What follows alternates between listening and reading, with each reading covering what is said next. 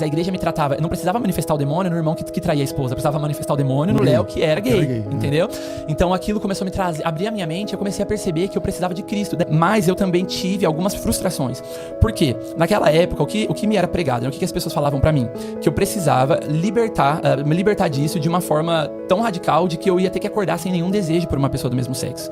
E eu era muito frustrado por não chegar esse dia em que eu acordava sem desejo por uma pessoa. Tipo assim, você parou por conta da igreja, você parou de se relacionar e tal, lutando e tal, mas ainda tinha desejo. Ainda tinha desejos, ainda tinha atrações, eram muito latentes, muito fortes, só que a minha frustração era, quando me pregavam pra mim sobre esse assunto, diziam que eu precisava acordar hétero, então me colocavam em uma roda de oração pra tentar manifestar algum demônio da homossexualidade, era uma oração específica, porque eu precisava manifestar esse demônio. É sério isso?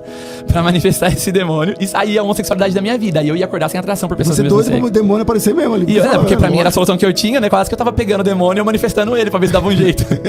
Porque era o que acreditavam. Ou também me ensinaram na época uma oração. E você tem que ajoelhar todos os dias antes da sua cama. Você tem que fazer uma oração específica falando assim que eu sou homossexual, mas eu rejeito a homossexualidade e que eu declaro que no dia seguinte, quando eu acordar, eu vou ter desejos por mulheres e você vai acordar. E nunca chegava esse dia. O demônio nunca se manifestava.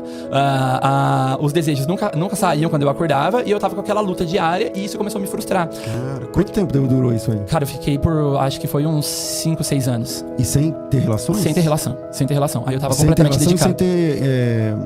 Sem ter afinidades, assim, também? Não, nenhuma. Nessa época eu fui muito radical em querer Cristo e nessa época eu morei na igreja, né? Então eu me dedicava 100% à igreja a ponto de morar na igreja. E sua mãe não sabia?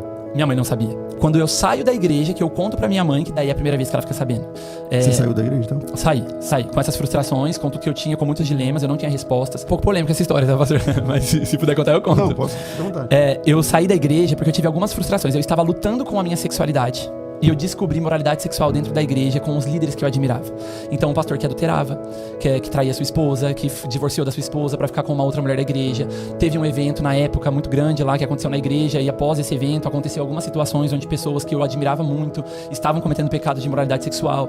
E daí eu fui falar pra minha mãe que isso estava acontecendo e pedir ajuda pra ela. E a minha mãe, ela tava tão fixada, com medo que eu saísse da igreja, que ela não quis acreditar em mim. Ela não quis ouvir o meu pedido de socorro. Então, eu comecei a sofrer na igreja, não só pelas minhas dificuldades, mas pela indignação de ver o que estava acontecendo. Mas ainda bem que eu não perguntei o nome da igreja. Segue. Eu tenho que lembrar de guardar segredo até o final. Então teve alguns problemas, assim, nessa questão. Então eu tava muito frustrado. E quando eu fui tentar buscar ajuda, quando eu fui tentar buscar alguma solução pra tudo que eu tava vendo debaixo dos meus olhos, eu fui rejeitado.